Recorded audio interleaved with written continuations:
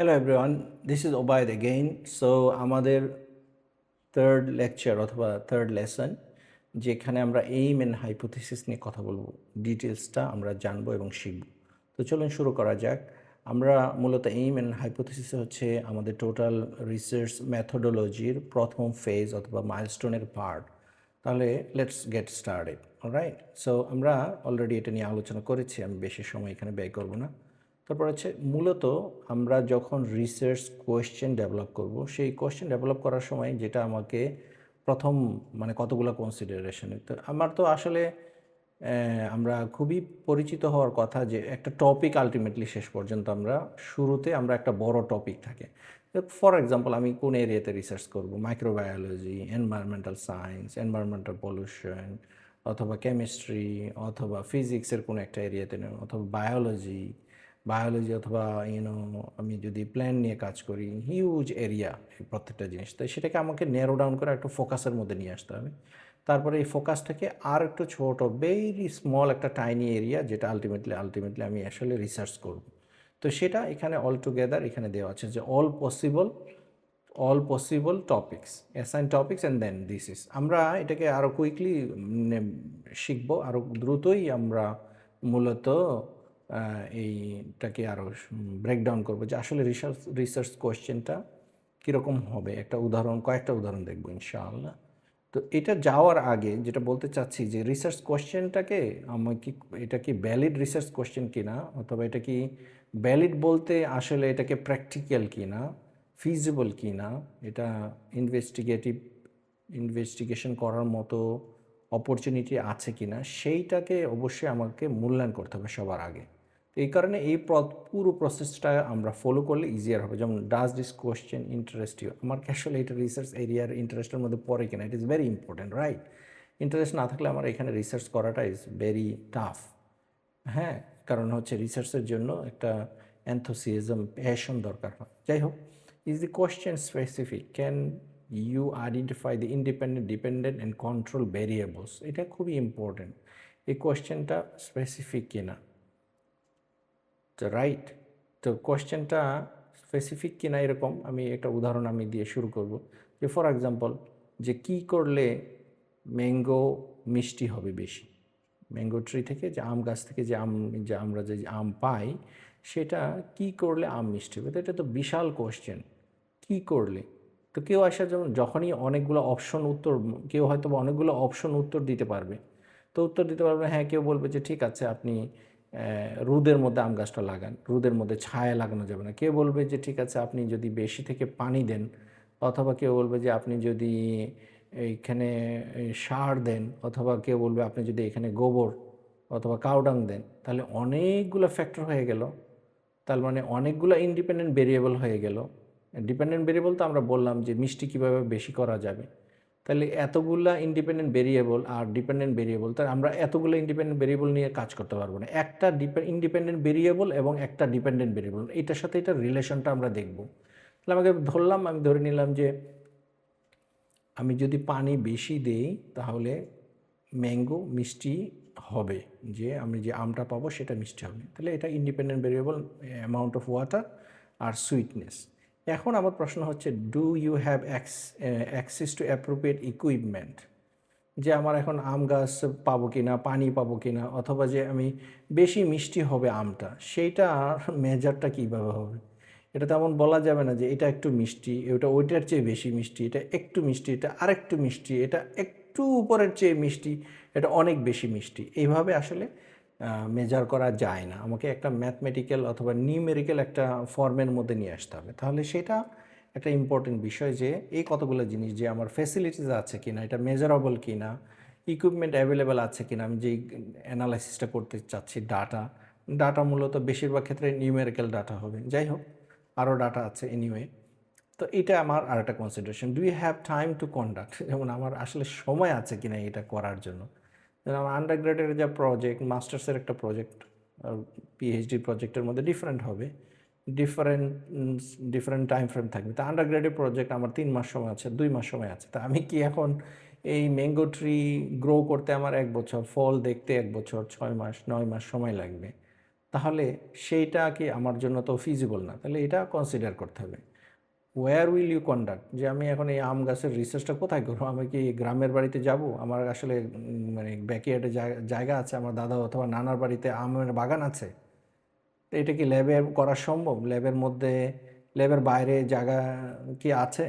টবের মধ্যে করা সম্ভব? ছাদের মধ্যে করা সম্ভব? যে এই যে কতগুলো হার্ডেল আছে, এটা ফিজিবল কিনা, এগুলো সব আমাকে কনসিডার করতে হবে।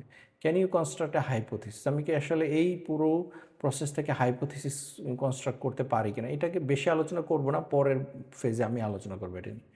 মানে আমি যে এখানে কোশ্চেন, যে রিসার্চ কোশ্চেন তৈরি করলাম, এটা আসলে এন্ডিং কোশ্চেন মার্ক কিনা, যে পানি দিলে আম মিষ্টি হয়, এটা কিন্তু রিসার্চ কোশ্চেন না। পানি দিলে, বেশি পানি দিলে আম কি মিষ্টি হয়, আম কি মিষ্টি হতে পারে, এই যে কোশ্চেন, সেটা কিন্তু রিসার্চ কোশ্চেন। তার মানে হচ্ছে যে আমি আনসার জানা নাই, উত্তর জানা নাই, উত্তর কোশ্চেনের পরেই মানে ফেসটাই হয় যে এখানে একটা উত্তর খুঁজতেছে, উত্তর কেউ দিবে, প্রবলেমের পরেই একটা সলিউশন। যদি সলিউশন প্রবলেমকে ফলো না করে, মানে প্রবলেম আগে তারপর একটা সলিউশন, তাহলে এখানে কোনো প্রবলেম আসলে ছিল না। যদি উত্তর আমরা খুঁজি, অবভিয়াসলি তার আগে একটা কোশ্চেন ছিল, সেই কোশ্চেন না থাকলে আমার উত্তর খোঁজার কোনো প্রশ্ন নাই। তাহলে এই জন্যই আসলে যে কোশ্চেন এটা হয়েছে কিনা সেটা দেখার জন্যই পরে কোশ্চেন যদি প্রপার থাকে তাহলেই কেবল আমার ইনভেস্টিগেশনের কোশ্চেন আসবে, মানে অপরচুনিটি আসবে। তো এটা মাথায় রাখতে হবে। তো এখন যে আমি যদি টপিক কম্পেয়ারিং দ্য এনার্জি টপিকটা যদি দেখি, যে আমি বলেছি যে এটাকে আমরা ন্যারো ডাউন করব বড় টপিক থেকে ছোট জায়গায়। যে আমি বললাম যে এখানে কার্বোহাইড্রেট এবং ফ্যাট আছে, energy, energy found in carbohydrate and fats, এটা তো অনেক বড় একটা টপিক। তো এর ভিতরে এনার্জি, এনার্জি বলতে কি বোঝাচ্ছি, কার্বোহাইড্রেটস অনেক ধরনের, কার্বোহাইড্রেট, ফ্যাটস অনেক ধরনের, রাইস, তারপরে হচ্ছে গম, ভুট্টা, এগুলো সব কার্বোহাইড্রেট, তারপরে fat, olive oil, saturated, unsaturated oil, এগুলো সব ফ্যাটস। তাহলে এখানে তো অনেক বড় হয়ে গেলো, আমি কি আসলে কম্পেয়ার করব? তো এটার থেকেই কোশ্চেনটা আসতেছে, যে question, do fruits high in fats? মানে আর একটু ন্যারো ডাউন হয়ে গেল, যে ফ্রুটসের মধ্যে মানে ফ্যাট বেশি আছে নাকি অ্যাভোকাডোতে ফ্যাট বেশি আছে। তাহলে এটা কিন্তু একটা কম্প্যারিজন স্পেসিফিক হয়ে গেল। অথবা অরেঞ্জে কার্বোহাইড্রেট বেশি আছে নাকি অ্যাভোকাডোতে কার্বোহাইড্রেট বেশি আছে। তাহলে আমরা কার্বোহাইড্রেটকে মেজার করতে পারি অরেঞ্জে এবং অ্যাভোকাডোতে। তাহলে এটা একটা মেজারেবল এবং ন্যারো ডাউন একটা ছোট স্পেসিফিক টপিক হলো। তাহলে এটা একটা কোশ্চেন হতে পারে। এটাকেও কিন্তু আরও ফার্দার ব্রেকডাউন করতে হবে আলটিমেটলি, জাস্ট এটাকে বোঝানোর জন্য আমি বললাম। অলরাইট, এখন আসেন আমরা যদি এইখানে যে উদাহরণটা টপিকটা দেখি, আরেকটা উদাহরণ বায়োলজিক্যাল সায়েন্স রিলেটেড, যে হিট শক অফ ব্যাকটেরিয়া।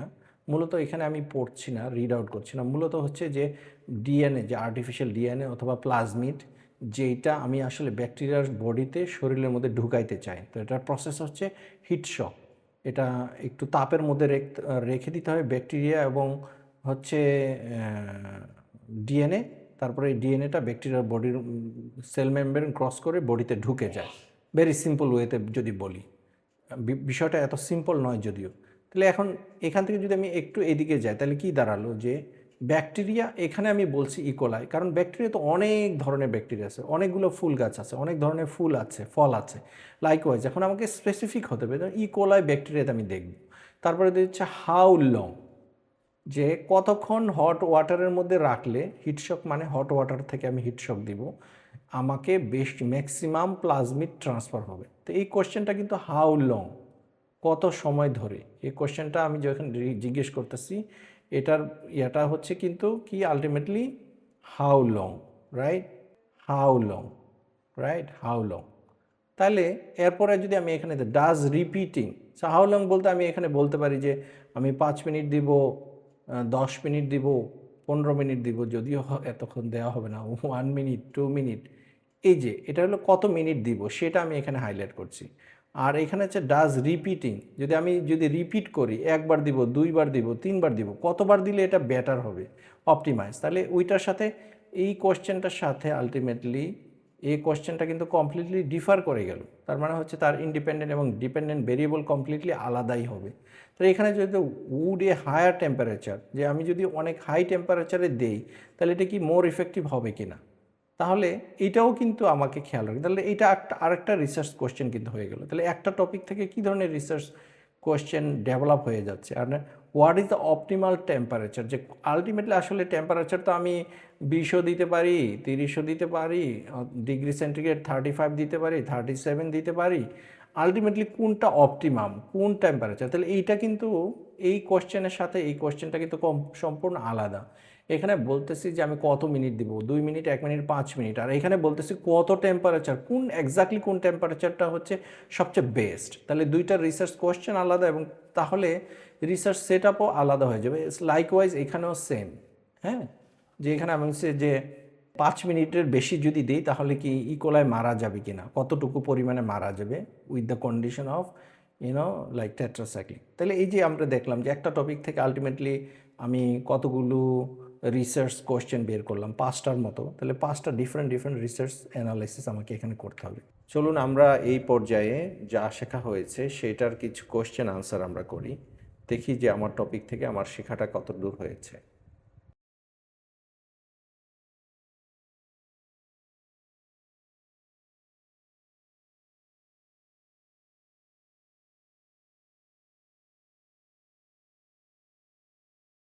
তো এটাই হচ্ছে মূলত বিষয়। তাহলে এখানে যদি আমি আবার দেখি যে আমাকে আলটিমেটলি দেন ক্যারেক্টারের হচ্ছে ইনভেস্টিগেটিভ কোয়েশ্চেনের ক্যারেক্টারগুলো কি can be investigated through the scientific method, যে আমি আসলে ইনভেস্টিগেশনটা সায়েন্টিফিক মেথডে করতে পারবো কি না।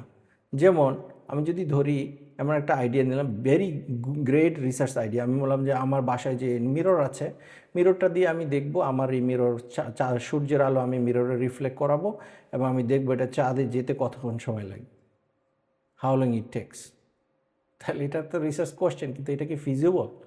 আমি কিভাবে মেজার করব চাঁদে আলো পৌঁছেছে কি না, সেটা আমি জানবই বা কীভাবে? তাহলে এখানে অনেকগুলো লিমিটেশনস তৈরি হয়ে গেল, রাইট? তো ইট ক্যান বি ইনভেস্টিগেটেড, এটা আমাকে মাথায় রাখতে হবে। তারপর হচ্ছে মেজারেবল এবং predictable given your knowledge time and like facilities. তো মেজারেবল মানে হচ্ছে যে এখন আমি যে চাঁদের আলো যাচ্ছে কি যাচ্ছে না সেটা আমি কীভাবে মেজার করবো, এটা মেজারেবল কিনা, ওই ইনস্ট্রুমেন্ট আছে কিনা আমাকে মেজার করার। অ্যান্ড প্র্যাকটিকেবল, অবভিয়াসলি যেটা আসলে প্র্যাকটিক্যাল কিনা, ল্যাবরেটরিতে আমি এটা করতে পারবো কিনা। অ্যাট দ্য সেম টাইম আমার আসলে এই ফিজিক্স ব্যাকগ্রাউন্ড কিনা। যদি আমার ব্যাকগ্রাউন্ড ফিজিক্স হয় আর আমাকে যদি কেউ এসে বলে যে তুমি একটা সফটওয়্যার অ্যালগোরিদম আছে কম্পিউটার সায়েন্সের, C++ অথবা পাইথনের একটা অ্যালগোরিদম আছে, তুমি সেটাকে ভ্যালিডেট করে দাও, সেটা তো আমার ডোমেন নলেজের মধ্যে পড়ে না, আমার নলেজের মধ্যে পড়ে না। তাহলে আমি সেটা আমার জন্য একটা valid research question, valid question কিন্তু সুইটেবল রিসার্চ কোয়েশ্চেন না, এটা আমি চুজ করব না, right? Ask in way that it indicates that what you will do, মানে আমি যদি এমনভাবে কোয়েশ্চেন করব যে আসলে আমি কি করব, যে তুমি কি করতে চাচ্ছ, মূলত সিম্পলি যদি বলে যে কি করতে চাচ্ছ, আমি মূলত যদি কী ব্যাপার, তুমি যে আম গাছ নিয়ে আসছো, পানি নিয়ে আসছো, এগুলা টব সব কিছু কী করতে চাও, হোয়াট ইউ ওয়ান্ট অ্যাকচুয়ালি, তুমি কি চাও? তখন কি বলবো, আমি এক কথায় বলতে পারি আমি দেখতে চাচ্ছি যে পানি যদি আমি বেশি দেই তাহলে মিষ্টি বেশি, আমের মধ্যে মিষ্টি বেশি হয় কিনা, মিষ্টির পরিমাণ বাড়ে কিনা। তাহলে এইটা আমি এরকম আনসার দেওয়ার মতো প্রিসাইজ যদি আনসার থাকে তাহলেই আমি এটা আমার একটা রিসার্চ কোয়েশ্চেন হিসেবে আমি এটাকে কনসিডার করতে পারবো। লাইকওয়াইজ এখন রিসার্চ কোয়েশ্চেন যখন ডেভেলপ হয়ে যাবে তখন আমার কাজটা কি, পরের কাজটা হচ্ছে যে এইম, যে আমি কি করতে চাই। এইম আউটলাইন্স দ্য পারপাস, যে আমার পারপাসটা কি, যে আমি কি জন্য রিসার্চ করতে চাই, কি আমি অ্যাচিভ করতে চাই, অথবা অবজেক্টিভটা কি, সেটাই আমি মেনশন করা। It's outline what you are trying to discover from your investigation. এটা pretty much simple, easier way to like things. তো এখন এই যে এইমের ক্ষেত্রে আমাকে যেটা কয়েকটা জিনিস কনসিডার করতে হবে, যে আমাকে এইমের মধ্যে I need to link independent এবং ডিপেন্ডেন্ট ভেরিয়েবল দুইটা লিঙ্ক করা থাকতে হবে, এবং এটা হলো প্রিসাইজ এবং কনসাইজ হতে হবে। প্রিসাইজ এবং কনসাইজ এই কারণে হতে হবে যেন 2-3 লাইনের বেশি নয়, ম্যাক্সিমাম 2 লাইনের মতো হয়। এটা হচ্ছে এইম লেখার হচ্ছে ক্রাইটেরিয়া। তো links clearly to your investigation question, obviously যে আমি যে ইনভেস্টিগেশন করতেছি এটার কোয়েশ্চেনের সাথে এটা লিঙ্ক হতে হবে। তো এখন আমরা এইম অথবা হাইপোথিসিস এগুলার উদাহরণ হিসেবে আমরা দেখব কিছু, যে কোনটা কীভাবে আমরা এইমকে হাইপোথিসিসে কনভার্ট করবো, হাইপোথিসিস থেকে এইমকে কনভার্ট করবো, এগুলো নিয়ে আমরা আলোচনা করব পরবর্তী লেসনগুলোতে। তো এখন এরপরের স্টেপটা হচ্ছে ফর্মুলেটিং হাইপোথিসিস। হাইপোথিসিসের প্রশ্নটার মধ্যে আসলেই যে আমাকে খেয়াল রাখতে হবে, যেমন দেখেন এখানে ইফ দিস, ইফ শব্দটা চলে আসছে, দেন শব্দটা চলে আসছে। তো বুঝতে পারেন যে এটা যদি আসলে আলটিমেটলি এটার উপরে পড়ে, তাহলে আলটিমেটলি একটার পর একটা পড়তে পড়তে এটা এখানে পড়বে, আলটিমেটলি সেটা এসে নিচে পড়বে, রাইট? যে if this happen that will happen, if this then this. যদি আমার এত হয় তাহলে আমার যদি 1 কোটি টাকা থাকে তাহলে তো আমি এখনই মানে ঘুরতে চলে যাব, ফর এক্সাম্পল, লাইক এটা একটার সাথে একটা ডিপেন্ডেন্ট, রাইট? তো এরকম হাইপোথিসিসের মধ্যে এই ওয়ার্ডগুলো আসবে। তাহলে এখানে দেখি যে hypothesis is a tentative, very clearly আমাকে বুঝতে হবে জিনিসটা টেন্টেটিভ, যে আসলে এটা হতেও পারে নাও পারে, এবং টেস্টেবল। এগেইন আমি বলবো এটা টেস্ট করার যোগ্য। যেমন নয় যে আমি চাঁদের আলো মানে করব, যে আমার আয়নাতে চাঁদের আলো পড়বে, সে আয়নাতে সূর্যের আলো আমি রিফ্লেক্ট করাবো, সেটাকে আমি চাঁদের মধ্যে নিয়ে যাব, তারপরে সেটা মেজার করবো। It's not possible. এবং ফলসিফিয়েবল মানে হচ্ছে যে আমি যেটা প্রিডিক্ট করতেছি এটা ভুল প্রমাণিত হওয়ার চান্স আছে, শুদ্ধ প্রমাণিত হওয়ার চান্স আছে। যে কোনো একটা ভুলও হতে পারে, শুদ্ধ হতে পারে, এই দুইটা থাকতে হবে আমার পুরা ইয়ার মধ্যে। হচ্ছে statement about an observe phenomena. যে অবজার্ভ ফেনোমেনা হচ্ছে যে আমি যেগুলা মূলত দেখতেছি, হ্যাঁ, যে আশেপাশে যে নর্মাল একটা কেউ বলল যে এটাতে আসলে প্রচলিত মিথ বলতে পারি, অথবা প্রচলিত ধারণা বলতে পারি, যে কেউ বিলিভ করে এটা থেকে এটা হয়, কিন্তু এটা আসলে প্রুভড হয়নি, তখনই এটাকে অবজার্ভ ফেনোমেনা বলতেছি আমি। কেউ হয়তো বা normal day to day observation থেকে বলল যে আসলে রোদের মধ্যে যে আম গাছটা হয়, আমার খেয়ালে মনে হচ্ছে যে এইটাতে আমগুলো মিষ্টি বেশি হয়, কিন্তু এটা কি রিয়েলি ফ্যাক্ট কিনা, এটা জাস্ট একটা ফিলিং।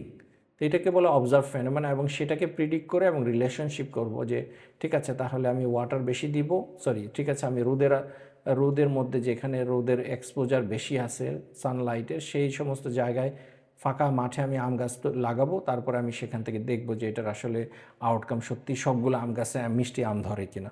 আবার কিছু ছায়ার মধ্যেও লাগাবো, তাহলে আমি তখন দেখব, এটা কম্পেয়ার করব। এইটাই মূলত আলটিমেটলি আমি হাইপোথিসিসের মধ্যে করব। তো যদি আমি সামারাইজ করি, যে এটা হচ্ছে যে প্রথমে হচ্ছে obviously tentative, hypothesis not a certain, এটা সার্টেন হওয়া যাবে না, হতেও পারে নাও পারে। আমি আপনার বাসায় বেড়াতে আসতেও পারি শুক্রবারে, নট শিওর বাট মেবি, তার মানে হচ্ছে টেন্টেটিভ। তারপর হচ্ছে টেস্টেবল, যে অবভিয়াসলি এটা টেস্টেবল হতে হবে, যে আমি এটা টেস্ট করার মতো facilities, instrument, background knowledge, as well as time frame, এগুলো সব আমার মানে অনুকূলে থাকতে হবে। ফলসিফিয়েবল মানে অবভিয়াসলি এটা প্রুফ, ভুল প্রমাণ করার যথেষ্ট সম্ভাবনা থাকবে, তখনই আমাকে আলটিমেটলি আমি এই সবগুলো মিলিয়ে আমি একটা হাইপোথিসিস বলবো। তো এখন যদি আমি বলি যে হাইপোথিসিসটা কীরকম হবে, যদি সিম্পলি লিখি, তাহলে যেটা হবে দ্য ইফ স্টেটমেন্ট আসবে, অ্যান্ড দেন আমি ইন্ডিপেন্ডেন্ট ভেরিয়েবলকে নিয়ে আসবো। ইন্ডিপেন্ডেন্ট ভেরিয়েবল যেমন বললো, ইন্ডিপেন্ডেন্ট ভেরিয়েবল হচ্ছে যে অ্যামাউন্ট অফ সানলাইট অথবা amount of water. If I give more water in mango tree, then the sweetness of mango will be more. এই যে independent variable sweetness, due to the effect of water, কারণ হচ্ছে ওয়াটারে আসলে mango বেশি মজা করবে, sweet করবে, রাইট, লাইক দ্যাট। তো এখন এটা যদি আমি এখানে দেখি, যে ঠিক আছে আমি তাহলে দেখলাম একটা উদাহরণ দেখি, কয়েকটা উদাহরণ দেখি। একটা হচ্ছে যে if a straw is use to blow bubbles in carbon dioxide, মানে হচ্ছে যে কার্বন ডাইঅক্সাইড যদি আমি ওয়াটারের মধ্যে দেই বাবল আকারে, ultimately then pH will increase, যে ওয়াটারের পিএইচ ইনক্রিজ করবে। তাহলে মানে বাবল অফ কার্বন ডাইঅক্সাইডের হচ্ছে independent variable, then pH will increase. আমি ওয়েটিং করতেছি যে পিএইচ ইনক্রিজ করে কিনা এটা দেখার জন্য, pH will increase due to the production of carbonic acid, যে কার্বনিক অ্যাসিড প্রোডাকশনের কারণে এখানে আসলে পিএইচ ইনক্রিজ হবে। এটা একটা explanation, but this is not proved. Keep in mind এটা হচ্ছে হাইপোথিসিস। সো দ্যাট জন্য ইফ দিয়ে শুরু হয়েছে, if a straw, right, and then word আছে, এবং ডিউ টু এরকম। তাহলে এটা এখন আমাকে ইনভেস্টিগেট করতে হবে। আমি এখন কার্বন ডাইঅক্সাইড বাবল ওয়াটারের মধ্যে দিব, তারপরে আবার সেটাকে পিএইচ মেজার করব পিএইচ মিটার দিয়ে। যদি দেখি হ্যাঁ আসলেই তো যে পিএইচ ইনক্রিজ করতেছে, তখন আমি বলবো যে yes, my hypothesis is correct. তখন আমার এটাকে হাইপোথিসিস থাকবে না, তখন এটাকে আলটিমেটলি ফ্যাক্ট হয়ে যাবে, রাইট। তো আমি যদি এখানে হাইপোথিসিস ইনভেস্টিগেশন, ডাটা থেকে এটা প্রুভ হলে এটা ফ্যাক্ট হয়ে যাবে, যে আমি তখন বলবো কার্বন ডাইঅক্সাইড বাবল ওয়াটারের পিএইচকে ইনক্রিজ করে, that's it, it become fact now, no more hypothesis. তখন আর ইফ দেন ডিউ এগুলো আমরা আর এই ইফ আর দেন এই দুইটা ওয়ার্ড থাকবে না এখানে, এটা ফ্যাক্ট যখন আমি এক্সপ্লেন করব। তো আমি যদি সামারাইজ করি যে একটা বড় টপিক থেকে আমরা আসলে ন্যারো ডাউন করে এমন একটা জায়গায় আসবো রিসার্চ কোশ্চেনের জন্য যেখানে আমার একটা ইন্ডিপেন্ডেন্ট ভেরিয়েবল পাবো এবং একটা ডিপেন্ডেন্ট ভেরিয়েবল পাবো, এই দুটাকে আমি লিঙ্ক করে মেজার করবো এবং সেটা মেজারেবল হতে হবে। তারপরে এইম ডেফিনেটলি যে আমার সেটা মেজারেবল হতে হবে, অ্যাজ ওয়েল এজ প্র্যাকটিক্যাল, আমার নলেজের মধ্যে থাকতে হবে, আমার ইনফ্রাস্ট্রাকচার অ্যাভেলেবেল হতে হবে এই টাইম ফ্রেমের মধ্যে, সুইটেবল টাইম ফ্রেমের মধ্যে হতে হবে, যেন আমি সেটা মানে কন্ডাক্ট করতে পারি, সায়েন্টিফিক মেথড অ্যাপ্লাই করতে পারি, ইনভেস্টিগেশন কমপ্লিট করতে পারি। এরপরে হচ্ছে যে এইম, মূলত আমি স্টেটমেন্ট দিব যে কি করতে চাই আমি আমার এই পুরো রিসার্চ নিয়ে, এটার পারপাসটা কি। তারপরে হচ্ছে যে হাইপোথিসিস লেখা, যে হাইপোথিসিসের তিনটা যে মেজর ক্যারেক্টারিস্টিক্স, একটা হচ্ছে টেন্টেটিভ, এটা হতেও পারে নাও হতে পারে, টেস্টেবল, এটা আবেগ বলা হয়েছে যে টেস্টেবল মানে হচ্ছে অল টুগেদার এটা ফিজিবল, যে আমার নলেজ, আমার টাইম ফ্রেম, আমার ফ্যাসিলিটিস, আমার ইনফ্রাস্ট্রাকচার, এই সব আমাকে সাপোর্ট করতে হবে এটাকে টেস্ট করার জন্য, ইনভেস্টিগেট করার জন্য। এরপরে হচ্ছে এটা ফলসিফিয়েবল, মানে এটা ভুল প্রমাণ হওয়ার সম্ভাবনা আছে, নো এটা কখনোই ভুল প্রমাণ হবে না, এটা that is what it is, তাহলে এটাকে হাইপোথিসিস আমরা বলবো না, এটা হচ্ছে হাইপোথিসিস। হাইপোথিসিস থেকে যখন এটা ফ্যাক্টে কনভার্ট হবে তখন রিসার্চ ডাটা দিয়ে আমরা হাইপোথিসিসকে অ্যাকসেপ্ট করে নিব অথবা রিজেক্ট করে দিব। এগুলো নিয়ে আরও ডিটেলস আলোচনা হবে পরবর্তী লেকচারগুলোতে। সেই পর্যন্ত ভালো থাকবেন। আসসালামু আলাইকুম রহমতুল্লাহি ওয়া বারাকাতুহু। It's time to answer some questions now. আমরা এই পর্যন্ত যা শিখেছি চলুন আমরা সেগুলোর উত্তর দেওয়ার চেষ্টা করি।